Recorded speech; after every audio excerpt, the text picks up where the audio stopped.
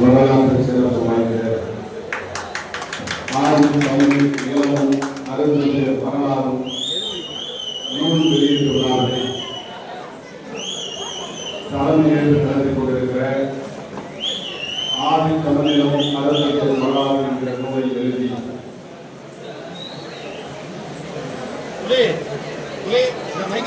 ஒரு வரலாற்று கடமையை ஆற்றியிருக்கிற இளம் எழுத்தாளர் அன்பு தம்பி தமிழ்வாணன் அவர்கள் இந்த நிகழ்விற்கு வருகின்ற நம்ம எல்லாம் வரவேற்று வந்திருக்கிற அன்பு சகோதரர் ஆசிரியர்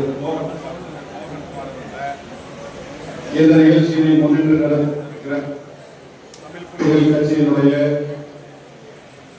கிழக்கு மாவட்டத்தினுடைய அன்பு சகோதரர் அன்பு தம்பி ரஞ்சித் அவர்களை, மேற்கு மாவட்டத்தினுடைய செயலாளர் தம்பி ராஜா அவர்களை, ஆதி தமிழர் கட்சியினுடைய கிழக்கு மாவட்ட செயலாளர் அன்பு சகோதரர் உதயகுமார் அவர்களை, ஆதி தமிழர் கட்சியினுடைய மேற்கு மாவட்ட செயலாளர் அன்பு சகோதரர் இரணியன் அவர்களை, விடுதலை சிறுத்தைகள் கட்சியினுடைய மண்டல துணை செயலாளர் விடுதலை சேகரன் அவர்களை,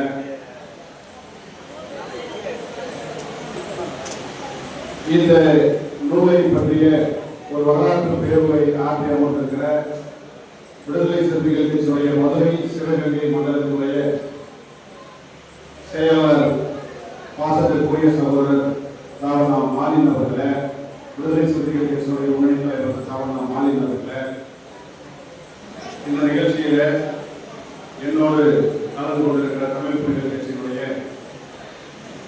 முன்னணி தலைவர்கள் பேரறிவாளன் அவர்களே, சிறுத்தை செல்வன் அவர்களே, முனிலட்சுமன் அவர்களே, தம்பி ராம்ஜி அவர்களே, தம்பி திருவள்ளம் அவர்களே,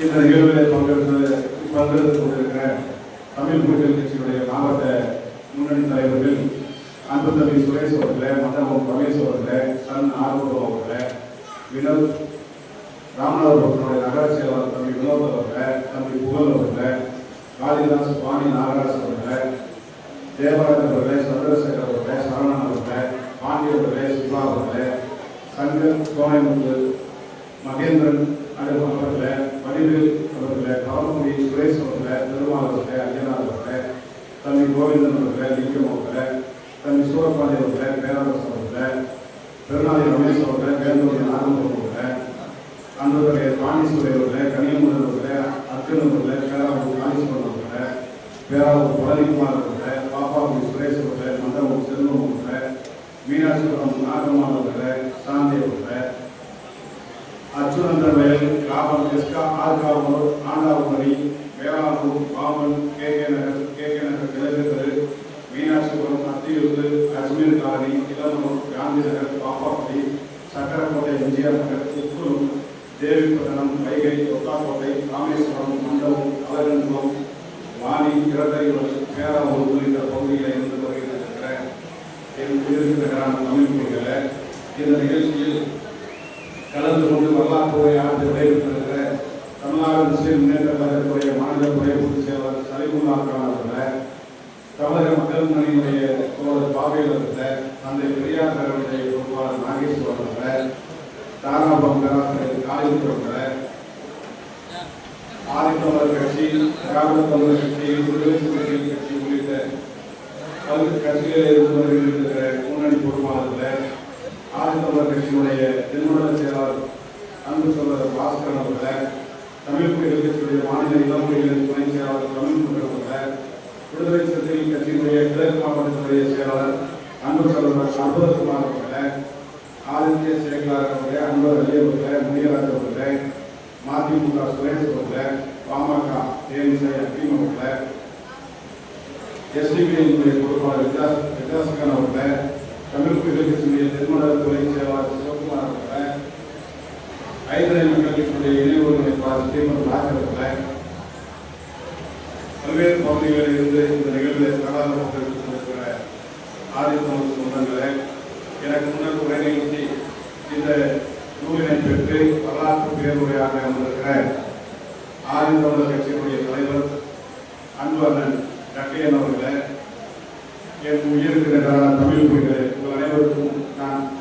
என்கிற பிற்பகல் நேர வழக்கத்தை உருவாக்கி வருகிறேன். தோழர்களே,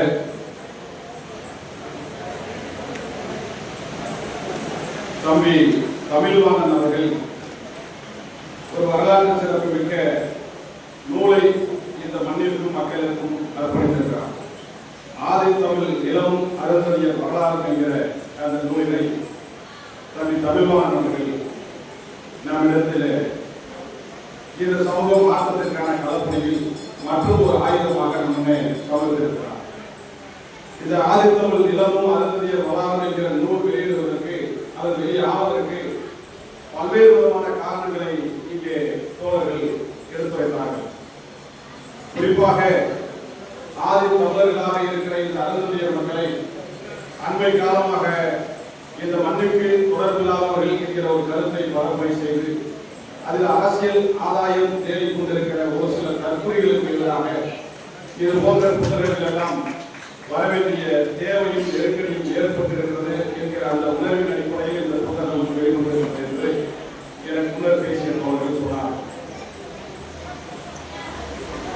ஆனால் இதை எங்களை பொறுத்தவரை அமைப்புகளை பொறுத்தவரை வரலாறு தேடலுக்கான பணிகளிலே மற்றொரு ஆயுதமாக இந்த புத்தகம் கிடைக்கிறது. தம்பி தமிழ்வாணன் அவர்களை எங்களுக்கு நீண்ட காலமாக இந்த சமூக பணியிலே செயல்பட்டிருக்கிற எங்களோடு தொடர்பில் இருக்கக்கூடியவர். தம்பி தமிழ்வாணன் அவர்கள் இந்த ராமநாதபுரம் மண்ணில் இருந்து கொண்டு தமிழகத்தில் இருக்கிற மூலை முடுக்குகளில் இருக்கிற இந்த ஒடுக்கப்பட்ட மக்களுக்காக வேதனைப்படக்கூடியவர். இந்த சமூகம் எப்படியாவது அடுத்த கட்டத்திற்கு நகர வேண்டும், அரசியல் அதிகாரத்திற்கு வர வேண்டும் என்று ஆதரப்படக்கூடியவர். அவரிடத்திலே எண்ணற்ற திறமைகள் இருக்கிறது, அதையெல்லாம் வெளியே கொண்டு வர வேண்டும் என்று நான் தமிழ் புலிகள் கட்சி தோழர்களோடு விவாதிக்கிற போது சொல்லுவது உண்டு. தம்பி தமிழ்வாணனை போன்ற இளைஞர்கள் இந்த மண்ணிற்கு தேவை, அவர்களுடைய திறமைகளை பயன்படுத்துங்கள் என்று சொல்கிற போது இந்த அருந்தறிய சமுதாயம் தொடர்பான வரலாறுகளை அவர் தொகுத்து கொண்டிருக்கிறார். அதை உங்களை வைத்து ஒரு புத்தகமாக கொண்டு வர வேண்டும் என்று கருதுகிறார் என்று என்னிடத்திலே சொன்னார்கள். உடனே தம்பி தமிழ்வாணன் அவர்களை தொடர்பு கொண்டு அந்த புத்தகம் தொடர்பான ஆலோசனைகளை பெற்று என்னால் முடிந்த சில ஆலோசனைகளை வழங்கி இந்த புத்தகத்தை மிக சிறப்பாக கொண்டு வருவதற்கான ஒத்துழைப்பை நான் நல்கிறேன் என்று அவரிடத்திலே நான் சொல்லியிருந்தேன். அந்த அடிப்படையில் இந்த புத்தகம் மிக சிறப்பாக வந்திருக்கிறது. அந்த புத்தகத்தை நீங்கள் வெளியிட வேண்டும் என்று கேட்டுக்கொண்டார். இந்த புத்தகம் தமிழ் புலிகளின் சார்பில் வெளியிட வேண்டும் என்று அவர் கேட்டுக்கொண்ட போதே சொன்னேன், இது மக்களுக்கு சொந்தமான சொத்து, எனவே மக்களுக்காக போராடுகிற எல்லோரையும் அழைத்து இந்த புத்தகத்தை வெளியிடுவதுதான் சிறப்பு. இது யார் வெளியிடுகிறார்கள் என்பதை விட யாரெல்லாம் வெளியிட்டால் நன்றாக இருக்கும் என்கிற என் கருத்தை அவரிடத்திலே சொன்னேன். அந்த கருத்தை ஏற்று இன்றைக்கு இந்த மக்களுக்காக போராடுகிற அனைத்து ஜனநாயக சக்திகளையும் இணைத்து இந்த கருத்தரங்கத்தை இந்த புத்தக வெளியீட்டு விழாவை மிக சிறப்பாக செய்திருக்கிறார்கள். இந்த புத்தகத்திலே தம்பி தமிழ்வாணன் தொகுத்திருக்கிற வரலாற்று சான்றுகள் அல்லது வரலாற்று செய்திகள் ஏராளமாக இருக்கிறது. இந்த சமூகத்தை வந்தேரிகள் என்று சொல்லுகிற அல்லது தமிழர்கள் அல்ல என்று சொல்லுகிற அரசியல் அரைவேக்காடுகளுக்கெல்லாம் பதில் சொல்லக்கூடிய வகையிலே தம்பி தமிழ்வாணன் எழுதிய புத்தகம் வந்திருக்கிறது என்பது மிக முக்கியமான ஒன்றாக நாம் பார்க்கிறோம். ராமநாதபுரம் மாவட்டம் ஒடுக்கப்பட்ட மக்களுடைய வரலாற்றில், குறிப்பாக அருந்ததியர் மக்களுடைய வரலாற்றில் மிக நீண்ட நெடிய வரலாற்றுக்கு சொந்தக்காரர்கள் இந்த மண்ணிலே இருக்கிறார்கள். நான் பல மேடைகளிலே சொல்லுவது அருந்ததிய மக்களுடைய அரசியலை தீர்மானித்த பல தலைவர்கள் இந்த மண்ணை தீர்மானித்த வரலாறுகள் உண்டு. ஒடுக்கப்பட்ட மக்களுடைய விடுதலையிலே ஒரு மைல்கல்லாக இருப்பவர் விடுதலை போராட்ட வீரர் என்று சொல்லலாம், சாதி ஒழிப்பு போராளி என்று சொல்லலாம். அந்த குரலுக்கு சொந்தக்காரராக இருக்கிற இமானுவேல் சேகரன் ஒடுக்கப்பட்ட மக்களுடைய வரலாறுகளிலே மிக முக்கியமான தலைவராக இருக்கிறார் என்பதை நாம் அனைவரும் அறிந்திருக்கிறோம். ஆனால் தியாகி இமானுவேல் சேகரன் அவர்கள் தன்னுடைய சாதி ஒழிப்பு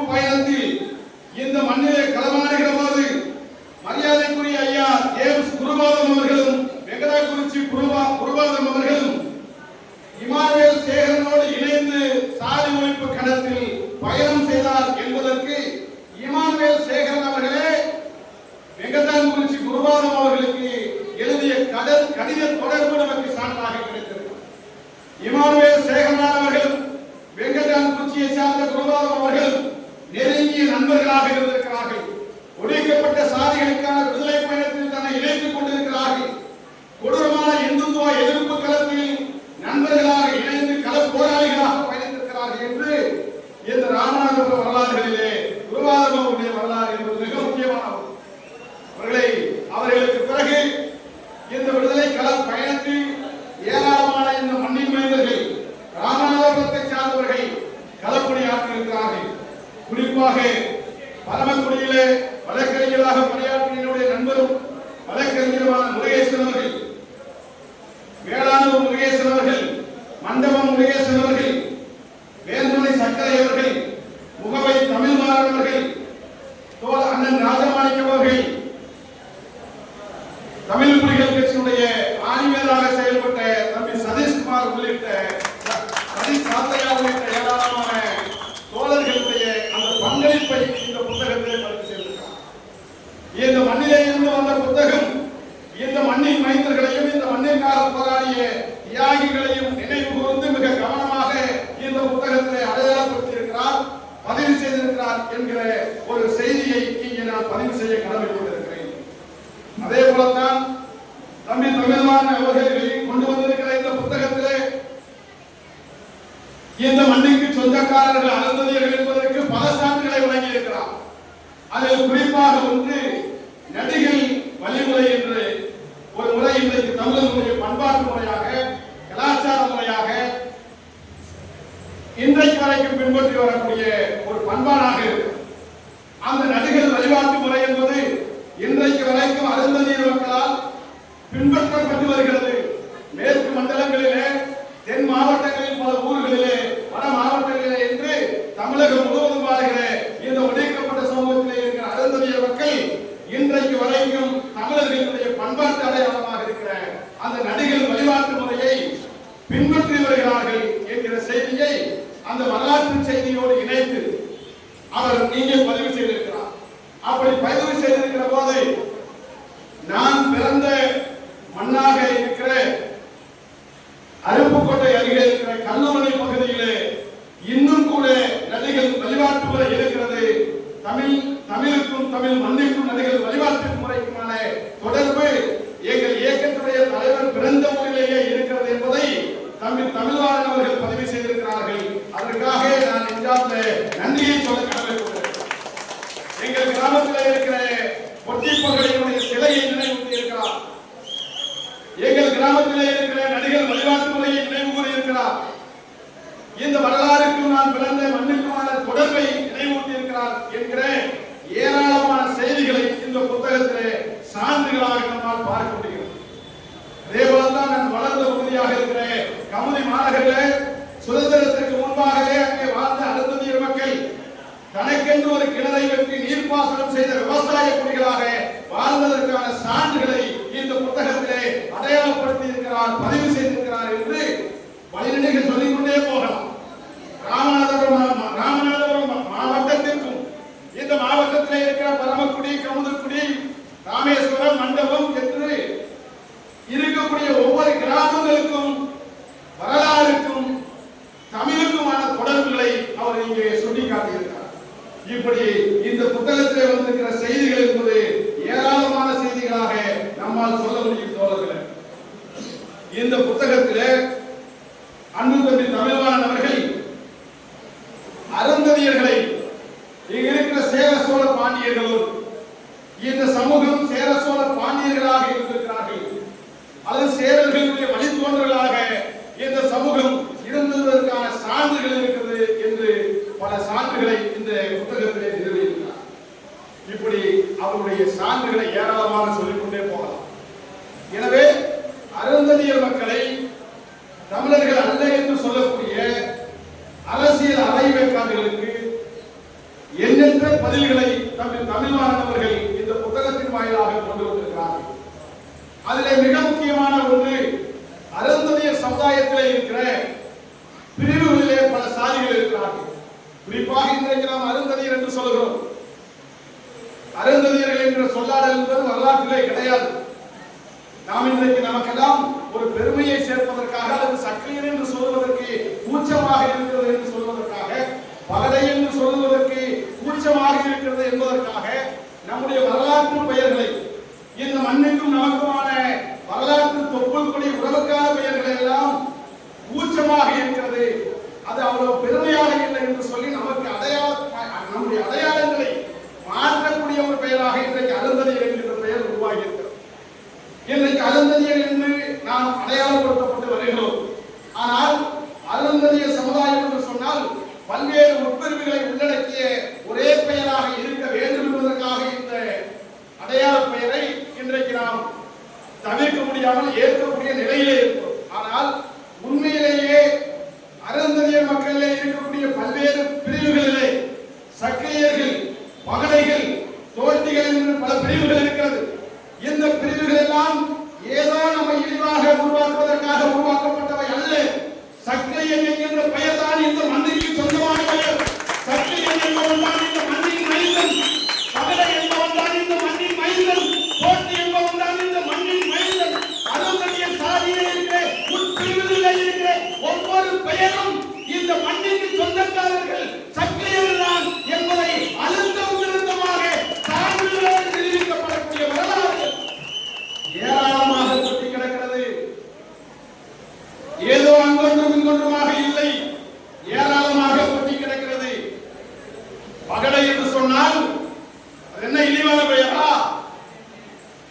பகடை என்கிற அந்த பகடை என்கிற சாதியினுடைய பின்னணியை திருவள்ளுவர் தன்னுடைய திருக்குறளிலே சுட்டிக்காட்டி இருக்கிறார் என்று திருக்குறள் மூலமாக சான்றுகளை இந்த புத்தகத்தில் நிரூபிக்கிறார். பகடை என்று சொன்னால் பல சான்றுகள் இருக்கிறது. பகடைகள் என்று சொன்னால் போர் வீரர்கள் பொருள்படக்கூடியதாக இருக்கிறது. தோட்டி என்று சொன்னால் யானை பலம் கொண்டு இந்த மண்ணிலே களமாடியவர்கள் என்று பொருள்பட திருக்குறளை பதிவு செய்திருக்கிறார்கள். எனவே பகடைகள் என்பது இழிவல்ல, சக்கிலியர்கள் என்பது இழிவல்ல, தோட்டிகள் என்பது இழிவல்ல. இதுவெல்லாம் நாம் இந்த மண்ணின் மைந்தர்களுக்கான அடையாள குறியீடுகள் என்பதை நாம் கடந்து போய்விடக் கூடாது என்பதற்காக இதை நான் சுட்டிக்காட்ட விரும்புகிறேன். ஏனென்றால் இன்றைக்கு இந்துத்துவம் என்பது நம்மை பல்வேறு வகைகளில் திசை திருப்பக்கூடிய முயற்சியை இவர்கள் மேற்கொண்டு வருகிறார்கள். அந்த முயற்சியில இருந்து நாம் மிக கவனமாக இருக்க வேண்டியதாக இருக்கிறது. இந்த புத்தகத்தை தமிழ்வாணன் அவர்கள் கொண்டு வருகிற போது அவருடைய இயக்கத்தை இங்கே பதிவு செய்தார். நம்ம எல்லோரும் மந்திரிகள் என்று சொல்கிறார்களே, நமக்கான வரலாறுகள் என்ன என்று சான்றுகளை நிறுவ முயற்சித்திருக்கிறார், சான்றுகளை வடிவமைத்திருக்கிறார். என் அன்பிற்குரிய சொந்தங்களே, இந்த கருத்தை நாம் கடந்து விட முடியாது. இந்த கருத்திற்கு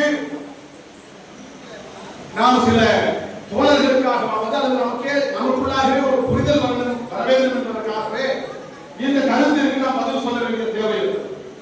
இங்கே தோழர் மாநிலவர்கள் குறிப்பிடுகிற போது பெங்களூர் குணா என்பவர் திராவிடத்தால் வீழ்ந்தோம் என்கிற மண்ணின் மைந்தன் என்கிற புத்தகத்தின் வாயிலாக அருந்ததியர்கள் வந்தியர்கள் என்று 1990களில் சில செய்திகளை பதிவு செய்திருக்கிறார். 90களுக்கு பிறகு பெங்களூர் குணாவர்களுடைய கருத்துக்கு பிறகு இது போன்ற கருத்துக்கள் மேலோங்கி வருகிறது என்கிற ஆதங்கத்தை அவர் இங்கே பதிவு செய்தார்.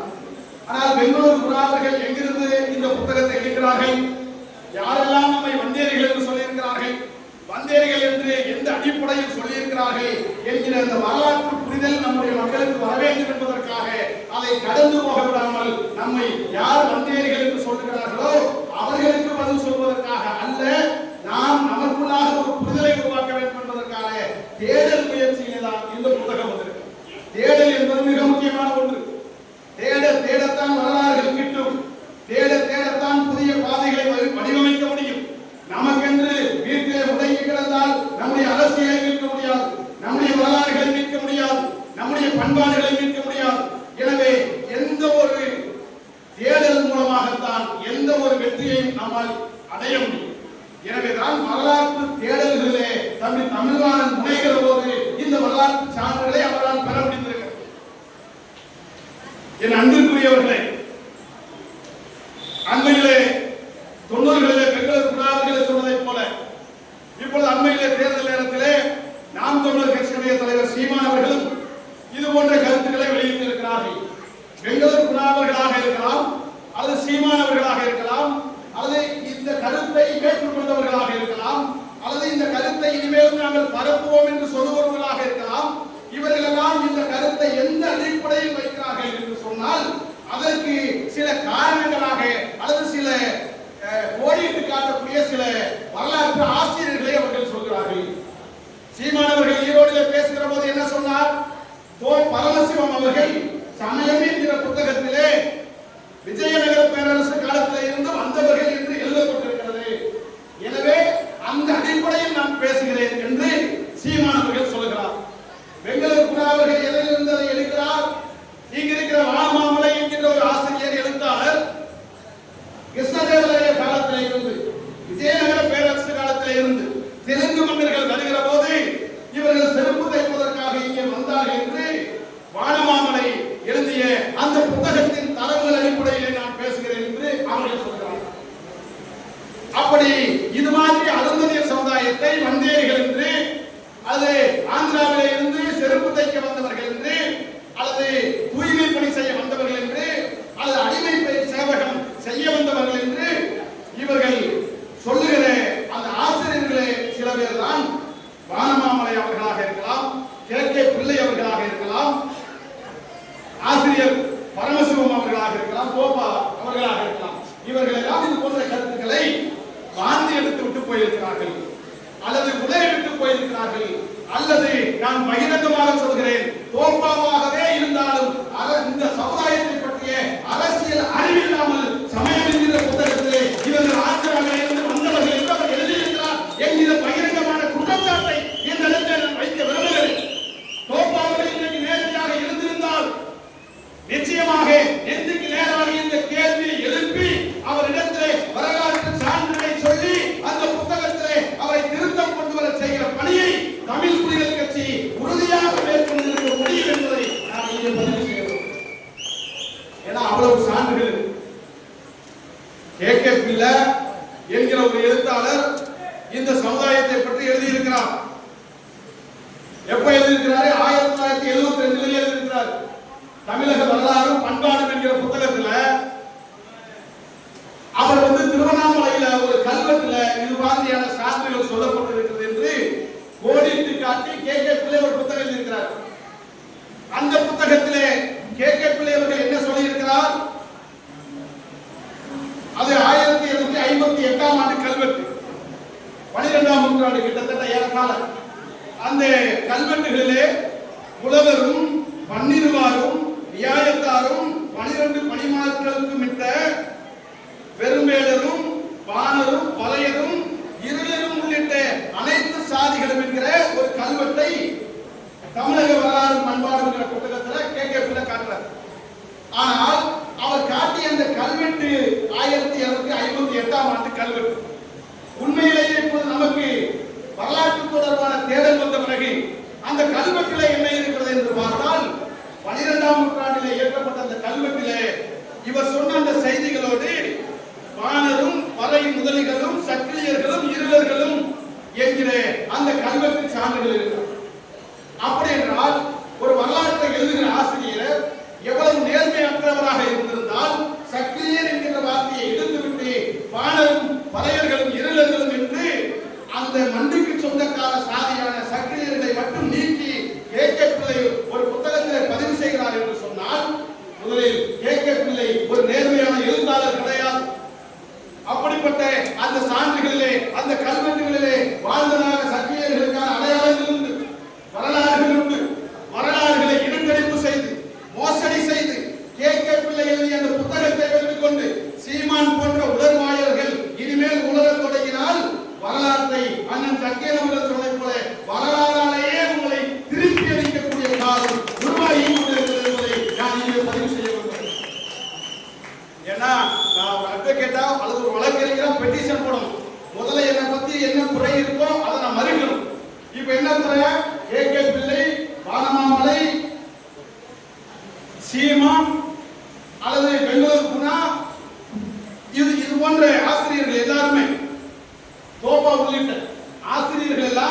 எங்கள் சமூகத்தை பற்றிய அருந்ததியர் மக்களை பற்றிய புரிதல் இல்லாமல், வரலாறு தெளிவில்லாமல் தவறாக நீங்க எழுதிய புத்தகங்கள் என்பதை நான் சான்றோடு நிரூபித்திருக்கிறேன். எனவே இனி இந்த புத்தகத்தில் எழுதப்பட்டிருக்கிற சான்றுகள் உண்மையான சான்றுகள் அல்ல, எங்களை பற்றிய உண்மை வரலாறு அல்ல. ஏனென்றால் வானமாமலை எழுதியிருப்பது விஜயநகர பேரரசு காலத்திலே நாங்கள் வந்தோம் என்று சொல்கிறார்கள். விஜயநகர பேரரசு காலம் 1300 சொச்சம்தான். கிருஷ்ணதேவராயருடைய காலம் 1500 தான். திருமலை நாயக்கர் காலம் என்பது 1700 தான்.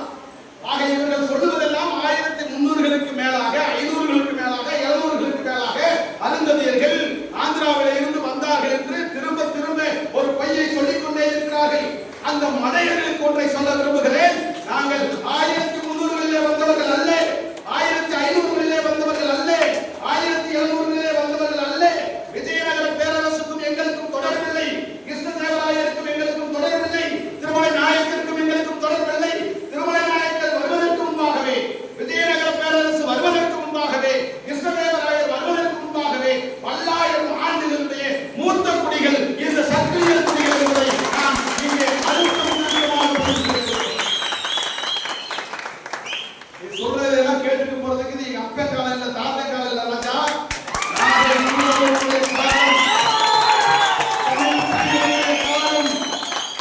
புலிகள் பாயாது என்று நினைத்துக் கொண்டிருக்கிறாய், நான் பதுக்கிக் கொண்டிருக்கிறேன். தேவை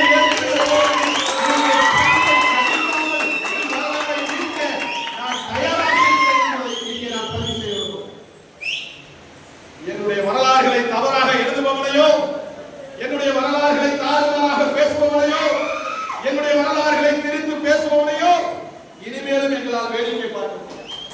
இது ஏதோ உணர்ச்சி வசப்பட்ட பேசுவது அல்ல, வரலாற்று சான்றுகளோடு நாங்கள் இங்கே பேச கடமைப்பட்டிருக்கிறோம். அவர்களே, இப்படித்தான் அருந்ததியர் மக்களுடைய வரலாறுகள் நெடுகே நமக்கு தொடர்பு கொண்டே. ஏனென்றால் இதற்கு முன்பாக ஏராளமான சான்றுகள் 1202ஆம் ஆண்டில் எங்களுடைய குடிகள் எப்படி வாழ்ந்திருக்கிறது, 1258ஆம் ஆண்டு எங்கள் குடிகள் எந்த நிலையிலே இருந்திருக்கிறது என்று, அதற்கு முன்பாக 10ஆம் நூற்றாண்டிலே, 9ஆம் நூற்றாண்டிலே இடங்கை வழங்கை போராட்டத்திலே என்று சொல்லிக் கொண்டே போகலாம். இன்னும் சொல்ல வேண்டும் என்று சொன்னால் புறநானூறிலே, சங்க காலங்களிலே, சங்ககால இலக்கியங்களிலே எங்களுடைய சான்றுகள் இருக்கிறது. இன்னும் கூட சிலர் விதறுகிறார்கள், கல்வெட்டுகள் எல்லாம் சான்றாக எடுக்க முடியுமா என்று சொல்கிறார்கள். கல்வெட்டு சான்றுகள் தான் வரலாற்று சான்றுகள் என்பதை பல வரலாற்று ஆசிரியர்கள் நிரூபித்திருக்கிறார். வரலாறுகளிலே கல்வெட்டு மிக முக்கிய பங்கு வகிக்கிறது. இன்னும் சொல்ல வேண்டும் என்று சொன்னால் இந்திய வரலாறிலே கல்வெட்டு வரலாறு தான் இங்கே உண்மையான வரலாறாக நிரூபிக்கப்பட்டிருக்கிறது என்பதை வரலாற்று ஆசிரியர்கள் இங்கே நாம் நிறுவனம் செய்திருக்கிறார். இப்படி கல்வெட்டுகளிலே எங்களுடைய அடையாளங்கள் இருக்கு. இன்னும் சொல்ல வேண்டும் என்று சொன்னால் ஏராளமான தலைவர்கள் பேசியிருக்கிறார். இந்த நிலத்திற்குள்ளே இந்த நிலத்திலே அடையாளப்படுத்தப்பட்டிருக்கிறேன்.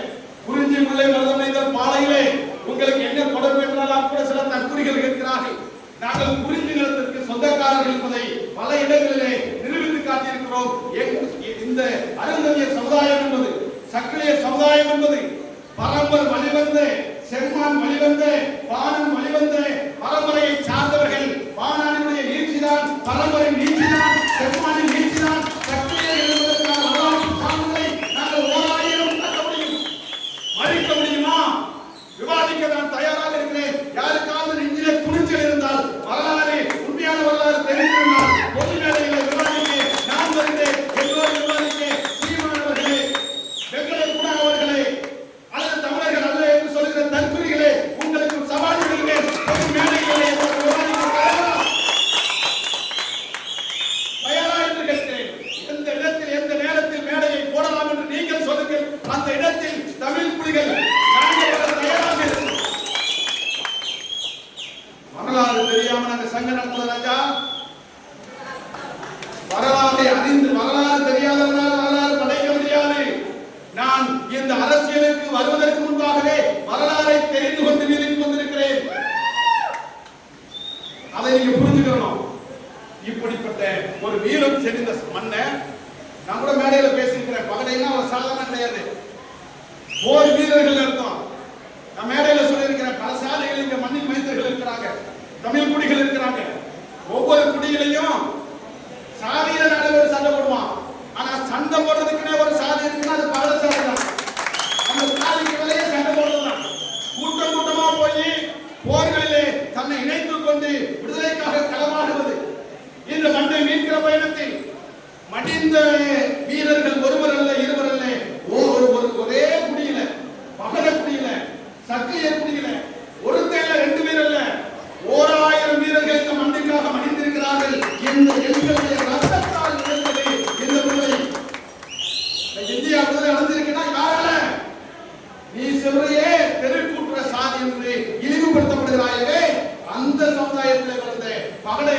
சக்கிலியர்களால், கோட்டைகளால், பலகாரிகளால் தான் இந்த நாட்டிற்கு விடுதலை கிடைத்திருக்கிறது.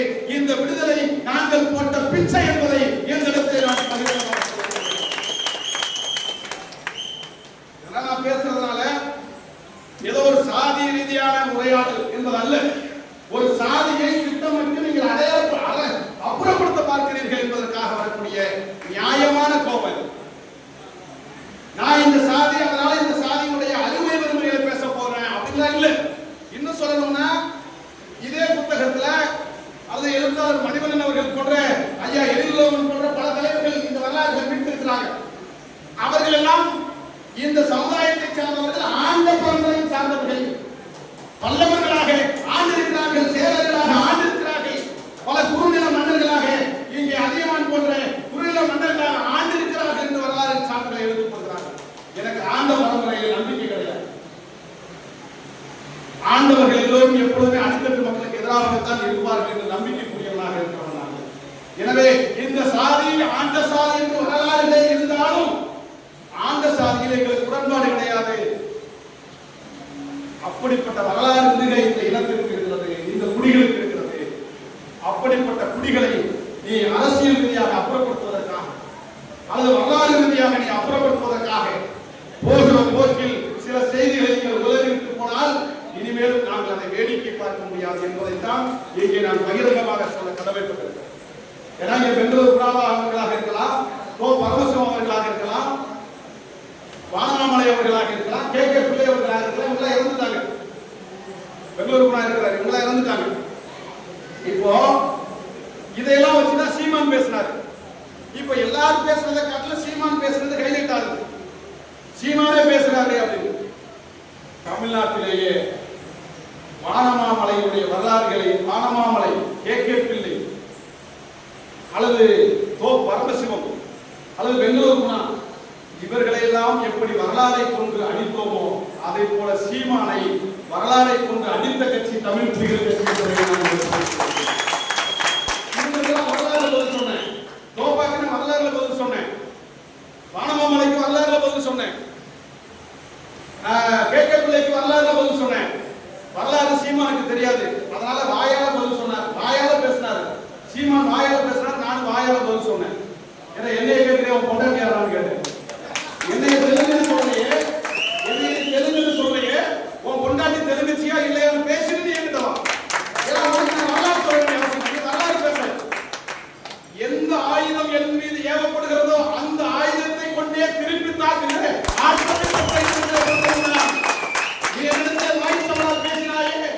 சக்கிலியர்கள், தெலுங்கர்கள், தூய்மை பணி செய்ய வந்தவர்கள், வந்தியர்கள் என்று சொன்னாயே, நாகூசாமல் எந்த அடிப்படையை சொல்கிறாய்? சக்கிலியர்கள் தெலுங்கு மொழி பேசுகிறார்கள் என்று அடையாளப்படுத்துகிறாயே, அந்த அடிப்படையில தான் நீ சொன்னாய். அந்த அடிப்படையிலே உன்னை பார்த்து கேட்கிறேன், உன்னுடைய மனைவி, என்னுடைய சகோதரி கயல்விழி, உன்னுடைய பிள்ளையோடு தெலுங்கிலே கொண்டு குழாவி கொண்டிருக்கிறார்களே, அப்படி என்றால் உங்கள் பெண் பிள்ளைகள் தெலுங்கர்கள் இல்லையா? நேற்று கூட ஒரு யூடியூப் தொலைக்காட்சியில கேட்டாங்க, நான் நாகரிகம் தெரிஞ்சுக்கிட்டேன். சீமான் பேசுறதையே என்கிட்ட ரெக்கார்ட் எடுத்து போட்டு அவர் சொல்றாரு, தமிழ் குடிகளுக்கு இருக்கிற இடஒதுக்கீடு ஏன் அப்படிங்க கொடுக்குறீங்க, வேற எங்கேயாவது கொடுக்குறான்னு கேட்டாரு. அது அப்படியே காட்டி என்று கேட்டாரு. நான் இன்னைக்கு சீமானை மதிக்கிறதுனால பதில் சொல்றேன், சொல்லல. ஆனா இப்ப வழியில் அதுக்கு நான் பதில் சொல்றேன். இங்கிருந்து எடுத்து கொடுக்காம வேற எங்கேயாவது எடுத்து கொடுன்னு சொன்னீங்க சீமா, எடுத்து கொடு. உங்க சம்சாரத்துக்கு எங்க இடஒதுக்கீடு எடுத்து கொடுக்குறீங்களோ அங்கிருந்து எங்களுக்கு எடுத்து கொடு. நான் பதில் சொல்றேன். எங்களை அவதூறாக பேசிவிட்டு, எங்களை இழிவாக பேசிவிட்டு எங்களுக்கு நீங்க நியாயத்தை எதிர்பார்க்க முடியாது, எங்களுக்கு நியாயத்தை எதிர்பார்க்க முடியாது. எனவே இப்படி ஏராளமான ஒரு வரலாற்றுக்கு சொந்தக்காரர்களாக இருக்கிற இந்த சமூகம் அந்த வரலாறுகளை பாதுகாக்க வேண்டும், மீட்டுருவாக்கம் செய்ய வேண்டும், அந்த வரலாறுகளை நோக்கி பயணப்பட வேண்டும் என்கிற அடிப்படையில் தான் இது மாதிரியான புத்தகங்கள் அவருக்கு தேவைப்படுகிறது. அண்ணன் சீமான் அவர்களுடைய உரை, அவருடைய பேச்சு பல தலைவர்களை உருவாக்கியது, பல போராளிகளை உருவாக்கியது, முதல் முறையாக ஒரு எழுத்தாளரை உருவாக்கி இருக்கிறது. அது தந்தை தமிழ்வாணனாக இருக்கிறார். இது போன்ற இளைய தலைமுறைகள் எழுதுகளிலே கவனம் செலுத்த வேண்டும், படிப்பதிலே கவனம் செலுத்த வேண்டும். நான் எங்களுடைய அரசியல் கட்சி மேடைகளிலே, என்னுடைய கட்சி கூட்டங்களிலே சொல்லுவதுண்டு, ஆண்டுதோறும் மாவட்ட செயலாளர்கள் ஆண்டு அறிக்கை தயார் செய்யுங்கள், ஆண்டுதோறும் மாநில பொறுப்பாளர்கள் ஆண்டு அறிக்கை தயார் செய்யுங்கள். நீங்கள் இந்த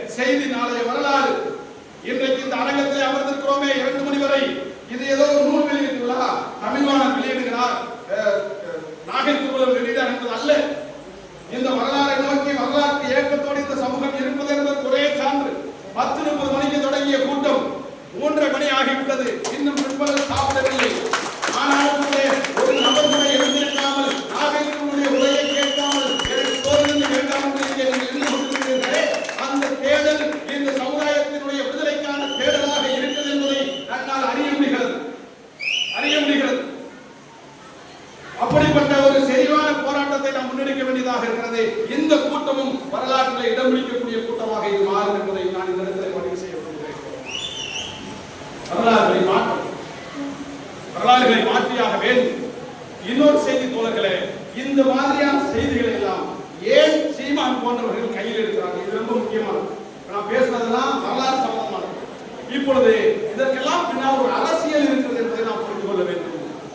இங்கே ஆள துடிப்பவர்கள், குறிப்பாக இந்துத்துவ சனாதன சக்திகள், பிஜேபி போன்ற சன்பரிவார்கள் ஆட்சி அதிகாரத்தை கைப்பற்ற வேண்டும் என்பதற்காக பெரும்பான்மை சிறுபான்மை என்று பேசு 100 பேர்ல 70 பேர் பெரும்பான்மையாக இருந்தா 70 பேர் ஓட்டு போட்டா போதும், மீதி 30 பேர் ஓட்டு தேவையில்லை என்று சொல்லி அந்த பெரும்பான்மை சாதியை சிறுபான்மை சாதிக்கு எதிராக பூர்த்தித்து விடுவது. அதனால்தான் இந்தியாவில் இந்துக்கள் பெரும்பான்மையாக இருக்கிறார்கள், சிறுபான்மையினராக இருக்கிற இஸ்லாமியர்களுக்கும் கிறிஸ்தவர்களுக்கும் இங்கே என்ன வேலை? அவர்களுக்கே நாம் அரசியல் உரிமை வழங்க வேண்டும், அவர்கள் எல்லாம் நமக்கு எதிரிகள் என்று பெரும்பான்மைவாதம் பேசுகிற இந்துத்துவவாதிகள் கிறிஸ்தவர்களையும் இஸ்லாமியர்களையும் எதிரிகளாக காட்டுகிறார்கள். அப்படி காட்டுவதன் மூலமாக இந்த நாட்டை இந்துத்துவ நாடாக மாற்ற முடியும் என்று சனாதன சங்கிகள் நம்புகிறார்கள். அந்த சனாதன சங்கி விழுங்கி சில எச்சிலை துப்பி இருக்கிறதா, அந்த எச்சிலை துப்பி இருக்கிற அந்த சங்கிகளினுடைய எச்சிகள் தான் அந்த பெரும்பான்மை சிறுபான்மை வாதம் என்கின்ற பெயரிலே அதை தமிழ் தேசியத்திலிருந்து கொண்டு வருகிறார்கள். அந்த கொண்டு வருகிற போது தமிழ் பேசுபவர்கள் இங்கே தமிழ்நாட்டில் அதிகம். தெலுங்கு பேசுகிற, கன்னடம் பேசுகிற, மலையாளம் பேசுகிற, உருது பேசுகிற மொழி சிறுபான்மையினர் இங்கே இருக்கிறார்கள். அவர்களை எதிரிகளை போல கட்டி அமைத்து விட்டால் தமிழர்களுடைய ஓட்டுகளை எல்லாம் பெற்றுவிடலாம் என்று அறவே கட்டத்தனமாக சீமான் போன்ற சில தற்குறிகள் அவருடைய வாக்கு பிச்சைக்காக, அவருடைய ஆதாயத்திற்காக இங்கே மொழி சிறுபான்மை என்கிற பெயரிலே கலவரத்தை உருவாக்குகிறார்கள். நான் வேற விஷயம், மொழி சிறுபான்மைங்கிற பட்டியலில் கிடையவே கிடையாது. ஆனால் மொழி சிறுபான்மையராக என்னை காட்டுகிற முயற்சியிலே ஒரு அரசியல் இருக்கிறது. என்னை காட்டி நீ ஆட்சி அதிகாரத்துக்கு வர பார்க்கிறாய், என்னை எதிரியாக காட்டி நீ முதலமைச்சராக அமர முடியும் என்று நம்புகிறாய். ஆனால் என்னை எதிரியாக காட்டுகிற ஒருவனை, என்னிடத்திலே துரோகம் செய்கிற ஒருவனை முதலமைச்சராக மட்டுமல்ல கவுன்சிலராக கூட வருவதற்கு தமிழ் குடிகளுக்கு நாங்கள் அனுமதிக்க இந்த இடத்தில் நான் பதிவு செய்ய விரும்புகிறேன். வரலாறு மிக முக்கியமான ஒன்று. இந்த அரசியலை நாம் புரிந்து கொள்ள வேண்டும். எப்படி நம்ம வந்தேன்னு சொல்றான்? நம்ம இடத்துல ஆட்சி அதிகாரம் இல்லை, நம்மிடத்துல அரசியல் தெளிவில்லை, நம்மிடத்துல அரசியல் ஒற்றுமை இல்லை, நாம் இன்னும் அமைப்பாக திரளவில்லை. யோசிச்சு பாருங்க. நாய்கள் கூட்டமாக வருகிறது என்று வைத்துக் கொள்வோம், ஆடுகள் கூட்டமாக வருகிறது என்று வைத்துக் கொள்வோம். ஆடுகள் கூட்டமாக வந்தால் எவனையும் கல்லெடுத்து எரிய சொல்லும். ஒரு சின்ன குச்சி இருந்தால் அந்த ஆட்டை பூரா போகும், மந்தையில அடைச்சிடலாம். புலிகள் கூட்டமாக வருகிறது என்று சொன்னால் எவனாவது குறுக்கே வருவானா? வரமாட்டான். நாம் இப்பொழுது ஆடுகளாக இருக்கிறோம் என்று நினைச்சுக்கிட்டே முன்னாடி ஓடி தெரியல, புலியா மாறி சங்க கடிக்க போய் நான் வெறியோட இருக்கேன். இந்த மண்ணிற்கு சொந்தக்காரன், தமிழ் குடியுடைய மூத்த குடி, சக்கிலிய குடியிலே பிறந்த நான் ஆட்சி அதிகாரத்தை இழந்திருக்கிறேன். ஒரு காலத்தில் ஆண்டவனாக இருந்த நான் இன்றைக்கு ஆட்சி அதிகாரத்தை இழந்திருக்கிறேன். என்னால் கவுன்சிலராக வர முடியவில்லை, என்னால் சட்டமன்ற உறுப்பினராக வர முடியவில்லை, என்னால் பாராளுமன்ற உறுப்பினராக வர முடியவில்லை. இந்த மூத்த குடி இன்றைக்கு மலமலை கொண்டிருக்கிறது. மூத்த குடி அரசியல் அனாதையாக இருக்கிறது. மூத்த குடி இன்றைக்கு வீதியிலே கேட்பாரத்தில் இருக்கிறது. கேட்பாரத்தில் கிடக்கிற இந்த குடிகளை எல்லாம் ஒருங்கிணைத்து அரசியல் அதிகாரத்தை வெல்ல வேண்டும் என்கிற வெறியோடு நான் பயணத்தில் இருக்கிறேன். என் பயணத்துக்கு எதிராக எனக்கு துரோகம் செய்ய வேண்டும் என்று நினைத்து எவனாவது குறுக்கே பாய்ந்தால் நான் பொறுப்பல்ல என்பதை மட்டும் இங்கே கண்ணனத்துக்கு பதிவு செய்ய விரும்புகிறேன். இந்த பயத்தை நீங்கள் புரிந்து கொள்ள வேண்டும் தோழர்களே. நாம் நிராயுதபாணிகளாக இருக்கிறோம். ஒரு நாளில் சொன்னார்களா, நிராயுதபாணிகளாக இருக்கிறோம். ஏன் ஆயுதத்தை இழந்திருக்கிறோம்? ஆயுதம் என்றால் அறிவால் கம்பு மாத்திரம் அல்ல, அதுவும் ஒரு வகை ஆயுதம் தான்.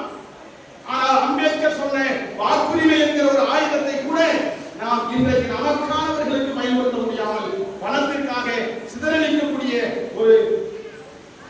ஒரு அரசியல் புரிதல் இல்லாதவர்களாக நாம் இருந்து கொண்டிருக்கிறோம். இதை மாற்றியாக வேண்டும். நான் பல மேடைகளிலே சொல்லியிருக்கிறேன், அதே போல இங்கேயும் சொல்கிறேன். நமக்கென்று நேற்று கூட நான் இங்கே சமூக வலைதள பதிவிலே சொன்னேன், நல்லவன் யார் கெட்டவன் யார் என்று நமக்கு தெரியவில்லை. நம்மிடத்திலே நமக்கு யார் தலைவன், நமக்கு யார் தலைவன் இல்லை என்று நமக்கு தெரியவில்லை.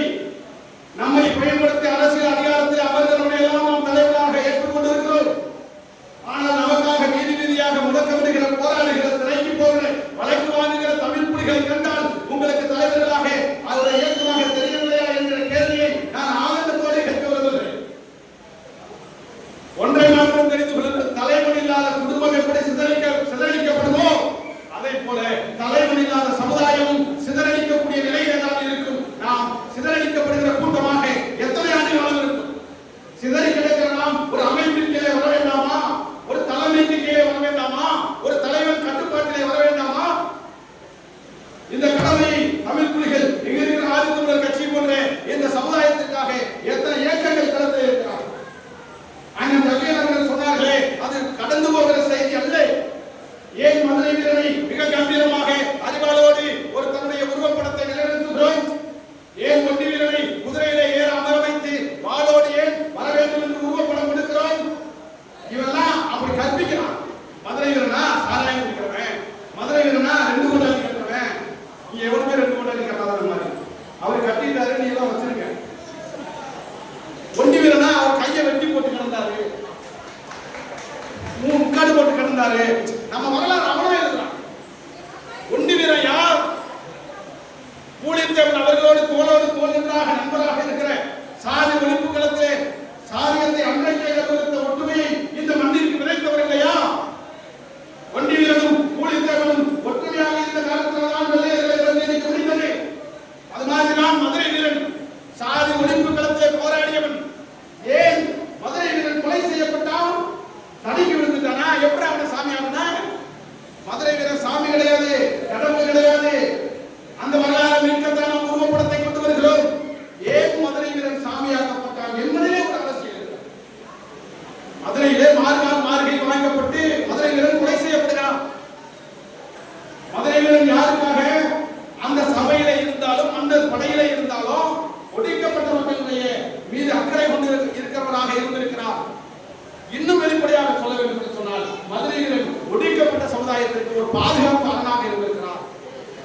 அப்படி இருக்கிற போது அவர் சாதி ஒழிப்பு திருமணம் செய்கிறார். அதான் ரொம்ப முக்கியமான விஷயம். இப்ப ஆணவ படுகொலை எல்லாம் அப்ப மதுரை வீரன் களத்திலே வந்துருச்சு. மதுரை வீரன் சாதி ஒழிப்பு திருமணம் செய்கிறார். ஒரு சக்கிலியை போய் எப்படி மேல் சாதி பிள்ளையை கல்யாணம் முடிக்கலாம்னு சொல்லி அன்னைக்கே போராட்டம் நடந்திருக்கு. மார்கை வாங்கி இருக்கிறாங்க. மார்கை வாங்கின உடனே மதுரை வீரனை பார்த்து ஒடுக்கப்பட்ட சாதியை சார்ந்தவர்கள் எல்லாம் ஆத்திரப்படுகிறார்கள், கோபப்படுகிறார்கள். எங்கள் தலைவனை மார்கை வாங்கி வெட்டி விட்டீர்களா? எங்கள் தலைவனை ஆணவ கொடுமை செய்துவிட்டீர்களா? பலிக்கு பலி வாங்காமல் விடமாட்டோம் என்று ஒடுக்கப்பட்ட ஒரு இனமே திரளுகிற போது அப்படியெல்லாம் திரளாதீர்கள், கோபப்படாதீர்கள், ஆவேசப்படாதீர்கள். உங்கள் மதுரை வீரனை நாங்கள் கொலை செய்யவில்லை, அவன் சாமியாகிவிட்டார், இறைவனாகிவிட்டார். எனவே ஆத்திரப்படுவதை விட அவரை வணங்குவதே மேல் என்று சொல்லி அன்றைக்கு நம்முடைய மக்களை கோபத்தோடு எழுந்து வந்தவனை சாமி என்கின்ற பெயரிலே, கடவுள் என்கின்ற பெயரிலே தலை முடிந்து வணங்க வைத்து விட்டாமல் இது ஒரு வரலாற்று, இது ஒரு அரசியல் பிழை. இதற்கு பின்னால் இருக்கிற அரசியல். எனவேதான் வரலாற்றை மீட்க வேண்டும். மதுரை வீரன் வரலாறாக இருக்கலாம், குயிலினுடைய வரலாறாக இருக்கலாம், ஒண்டி வீரனுடைய வரலாறாக இருக்கலாம், தமிழர்கள் என்கிற வரலாறாக இருக்கலாம். இப்படி ஒவ்வொரு வரலாற்றுக்கு பின்னாலும் இந்த இயக்கங்கள் ஏன் போராடுகிறார்கள் என்றால் நாம் இனிமேலும் அமைதியாக இருக்க முடியாது, இனிமேலும் கேட்பாரற்ற சமூகமாக இருக்க முடியாது. இனிமேலெல்லாம் வந்தவன் போனவன் எல்லாம் நம்முடைய வாக்கை வைத்துவிட்டு நம்மை வாக்கின்மைகளால் வைத்திருக்க முடியாது என்கிற அந்த அரசியலை புரிந்து கொண்டு நாம் அரசியல் சக்தியாக திரள வேண்டும், அரசியல் சக்தியாக திரள வேண்டும். இந்த நாட்டிலே நாம் வரி செலுத்துகிறோம். தமிழ்நாடு அரசு இயங்குவதற்கு, மத்திய அரசாங்கம் இயங்குவதற்கு, இந்த ராமநாதபுரம் மாநகராட்சி நகராட்சி இயங்குவதற்கு, ராமேஸ்வரம் நகராட்சி இயங்குவதற்கு, பரமக்குடி நகராட்சி இயங்குவதற்கு எல்லாம் எங்கே இயங்குது? பரமக்குடி நகராட்சி இயங்குவதற்கு நான் வரி செலுத்துகிறேன். ராமநாதபுரம் நகராட்சி உருவாவதற்கு இயங்குவதற்கு நான் வரி செலுத்துகிறேன். தமிழ்நாடு அரசு இயங்குவதற்கு நான் வரி செலுத்துகிறேன். மத்திய அரசாங்கம் இயங்குவதற்கு நான் வரி செலுத்துகிறேன். ஆனால் நான் செலுத்துகிற வரியிலே என்னை ஆளுகிறாயே, நான் செலுத்துகிற வரியிலே இருந்து நீ எனக்கு என்ன தருகிறாய் என்கிற கேள்வி யாராவது கேட்டிருக்கிறோமா? நான் விளையாட்டாக சொல்லுவேன். சொந்தக்காரர்களிடத்தில் ஒரு கல்யாணத்திற்கு போகிறோம், 5001 மொய் செய்கிறோம், மீண்டும் நம்முடைய வீட்டிலே ஒரு நிகழ்ச்சி வைக்கிறோம். அந்த நிகழ்ச்சியிலே நாம் 5001 மொய் செய்தவன் நம்முடைய நிகழ்ச்சியிலே வந்து 5001 திரும்ப செய்யவில்லையே என்று அவனிடத்திலே நாம் சண்டைக்கு போகிறோமா இல்லையா? அவனிடத்திலே நாம் கேள்வி எழுப்புகிறோமா இல்லையா? 5001 மொய்யை திரும்பி செய்யறனாலே ஏண்டா செய்யணும்னு கேட்கிற நமக்கு, இந்த தமிழ்நாட்டு அரசாங்கத்தையே மத்திய அரசாங்கத்துக்கே பணம் கொடுக்கிற நமக்கு மோடியே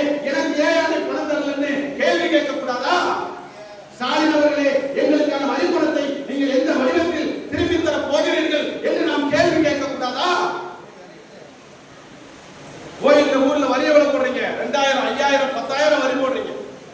ஒரே ஒரு தேங்காய் வாழைப்பழம் தான் அந்த பூஜாரி கொண்டு வந்து கொடுப்பான். அதை கொடுக்கலைன்னா சண்டைக்கு போவோம்.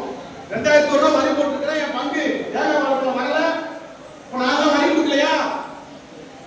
நம்ம சாதி தெருவில் கேட்குறீங்கல்ல, பூசாரி கிட்ட கேட்குறீங்கல்ல, ஊர் தலைவர்கிட்ட கேட்குறீங்கல்ல, 2000 வரி கொடுத்த உனக்கு ஒரு வாழைப்பழம் வரவில்லை என்றாலே கேள்வி கேட்கிறாயே. என்னுடைய வரி பணத்தை தான் இந்த நாடே எழுதுகிற போது இந்த நாட்டை ஆளுகிற அதிகாரிகளை பார்த்து, நாட்டை ஆளுகிற அந்த ஆட்சியாளர்களை பார்த்து, எங்களிடம் பெற்ற வரியிலே எனக்கு எம்எல்ஏ பதவி கொடு, எனக்கு எம்பி பதவி கொடு, எனக்கு கவுன்சிலர் பதவி கொடு, எனக்கு பஞ்சாயத்து தலைவர் பதவி கொடு என்று அதிகாரத்தான தேடலுக்கான கேள்வியை நாம் என்றைக்கு எழுப்ப போகிறோம்? என்றைக்கு எழுப்ப போகிறோம்? அது ரொம்ப மிக முக்கியமானது. மனு கொடுக்கிற சாதியாக எத்தனை ஆண்டு காலம் வாழ போகிறோம்? சாதாரண ஒரு பிரசிடென்ட் கிட்ட எவ்வளவு பவர் இருக்கு தெரியுமா? ஒரு கான்ஸ்டபிள் கிட்ட எவ்வளவு பவர் இருக்கு தெரியுமா? ஒரு தலையாரி கிட்ட எவ்வளவு பவர் இருக்கு தெரியுமா? ஒரு விஓஓ கிட்ட எவ்வளவு பவர் இருக்கு தெரியுமா? அதெல்லாம் பவரான அதிகாரத்தோடு இருக்கக்கூடிய பதவிகள். அந்த பதவிகளில் நாம் அமர வேண்டாமா? எனக்கான இடஒதுக்கீட்டை கொடு, எனக்கான வரி பணத்தை திரும்பத்தா, எனக்கான அரசியல் பங்கினை கொடு என்பது போன்ற கேள்விகளை நாம் கேட்பதற்காக அமைப்பாய் தர வேண்டியதாக நாம் வாழ்க்கையில் வலிமை பெற்ற சமூகமாக மாறுகிற போதுதான் அரசியல் ஆதாயத்துக்காக சீமான் போன்ற எவரும் பேசாமல் இருப்பார்கள் என்பதை கவனத்திலே கொள்ள வேண்டும். அப்படிப்பட்ட அரசியல் பின்னால் இருக்கிறது. எனவே அந்த அரசியல் தான் அனைத்திற்குமான திறவுகோலாக இருக்கிறது. புரட்சியாளர் அம்பேத்கர் என்ன சொல்கிறார்? எல்லா அடிமை கூட்டுகளுக்கும் ஒரே திறவுகோல் அரசியல் அதிகாரம் என்று சொல்கிறார்கள். அந்த அரசியல் அதிகாரத்தை பெறுவதற்காக நாம் அமைப்பாய் தர வேண்டியது காலத்தின் கட்டாயம். நான் இன்னும் வெளிப்படையாக பேசுகிறேன். இந்த சமுதாயம் எப்பொழுது மாறும் என்று சொன்னால் பல சான்றுகளை நாம் சொல்லணும், பல சான்றுகளை நாம் சொல்லணும். நான் வெளிப்படையாக சொல்லுகிறேன். நீங்கள் தலைவரை வேண்டுமானால் யார் வேண்டுமானாலும் தீர்மானித்துக் கொள்ளுங்கள். தலைவராக நாகை திருவள்ளுவனை தேர்ந்தெடுப்பதா, தலைவராக தகையவர்களை தேர்வு செய்வதா, ஐயா அதியமானவர்களை தேர்வு செய்வதா, அது உங்கள் விருப்பத்திற்கு விடுகிறேன். ஆனால் யாரையாவது ஒருவரை தேர்வு செய்யுங்கள். இந்த இயக்கங்களில் இல்லாமல் நீங்கள் தனியாக இருப்பது தற்கொலைகளாக இருப்பதற்கு சமம் என்பதை நான் இந்த வருத்தத்தோடு பதிவு செய்ய விரும்புகிறேன், வேதனையோடு பதிவு செய்ய விரும்புகிறேன். இல்ல நீங்க நல்லா வேலை செய்றீங்க, பார்க்கிறேன், பாராட்டி நீ பாராட்டுறதுக்கு நான் வேலை செய்றேன், என்னோடு வா, களத்தில் நான் தனியாக நிற்கிறேன், தமிழ் புலிகள் என்கிற படையோடு மட்டுமே நிற்கிறேன். இந்த சமூக படையில் என் பின்னால் திரண்டால் சீமான் மட்டுமல்ல, எந்த சீமாட்டிகள் இருந்தாலும் அவர்களை எதிர்த்து பாய்கிற ஆற்றலை பெறக்கூடிய சமூகமாக. எனவே அமைப்பாக இருக்கிறது. இன்னும் நான் வெளிப்படையாக பேசுகிறேன். நம்மிடத்திலே மாற்றம் வேண்டும், அரசியல் ஒற்றுமை வேண்டும். இன்றைக்கு அண்ணன் திருமாவளவன் அவர்களுக்கு அரசியல் ரீதியான அங்கீகாரம் கிடைத்திருக்கிறது. இன்னும் அதை நோக்கி அவர் நகர வேண்டும். ஆனால் அந்த அரசியலை நாம் புரிந்து கொள்ள வேண்டும். திருமாவளவன் அவர்கள் பட்டியல் சாதி மக்களுக்காக, தமிழர்களுக்காக, அனைவருக்குமாக போராடக்கூடிய தலைவர் தான். ஆனால் அவர் பிறந்திருக்கிற சாதியாக இருக்கிற பழைய சாதிகள் எல்லாம் ஒரு முடிவு எடுக்கிறார்கள். அண்ணன் திருமாவளவன் எந்த திசையில் கை நிற்கிறார்களோ அந்த திசையில் தான் எங்கள் வாக்கு வலிமை வரும் என்கிற முடிவை அந்த சமூகம் எட்டிவிட்டது. எனவே திருமாவளவனை அழைத்து மு.க. ஸ்டாலின் அவர்கள் பேசுகிறார். ஆனால் அருந்ததிய சமுதாயத்திலே என்னுடைய ஓட்டு அதிகமாக எங்கே சொல்கிறாரோ அங்கேதான் என்னுடைய ஓட்டு என்று நீ தீர்மானித்திருக்கிறாயா? இல்லை. என்னுடைய ஓட்டு நாகை திருவள்ளுவன் எந்த திசையை நோக்கி காட்டுகிறாரோ அங்கேதான் என்னுடைய ஓட்டு விழும் என்று நீ திசையை தீர்மானித்திருக்கிறாயா? அண்ணன் ஜக்கையன் அவர்கள் எங்கே செல்கிறாரோ அங்கே என் பயணம் என்று நீ உன்னுடைய திசையை முடிவு செய்திருக்கிறாயா? கிடையாது. நான் மேடையில் பேசக்கூடாது. நான் கூட்டணியில் இருக்கேன், தோழமையில் இருக்கேன். எந்த கட்சிக்காரன் வந்தாலும் வாங்க சாமி கூப்பிட்டு வைக்கிறீங்க. எந்த கட்சிக்காரன் வந்தாலும் ஒண்ணு இல்ல. உன் வீட்டுல இலவு இருக்குது, ஒரு சொம்பு தண்ணி குடிக்கிறவன் மட்டும்தான் உனக்கு தலைவர். உன் வீட்டுல மாட்டுக்கறி விருந்து வைக்கிற அந்த மாட்டுக்கறி விருந்து உன் வீட்டுல இதோட எப்படி பேச முடியும்? உன்னுடைய வீட்டில் நன்மை தீமை என்று அனைத்திலும் ரத்தத்தோடு கலந்தவன் எவனோ அவனே உனக்கு தலைவன். எனவேதான் ரத்தத்தோடு கலந்த இயக்கமாக தமிழ் புலிகள் களத்தை வீரியமாக செயல்படுத்திக் என் ரத்த உறவுகளே என்று தமிழ் புலிகளே, நாம் அரசியல் அதிகாரத்தை வெல்ல அமைப்பாய் திரளுவதை தவிர வேறு வழியே இல்லை. எந்த கட்சிகளாலும் நம்முடைய உரிமைகளை நீக்க முடியாது. உனக்காக இருக்கிற கட்சி தான், உனக்காக இருக்கிற தலைவன் தான் உனக்காக பேச முடியும் என்று சொல்லி அமைப்பாய் திரளுவதற்கான ஆயுதமாக வளர்ப்போம், வரலாறுகளை மீட்போம் என்று சொல்லி வந்திருக்கிற அத்தனை பேருக்கும், இவ்வளவு நேரம் பொறுமையாக காத்திருந்த அனைவருக்கும், என் உயிருக்கு நிகரான தமிழ் புலிகளுக்கு நெஞ்சார்ந்த நன்றியை சொல்லி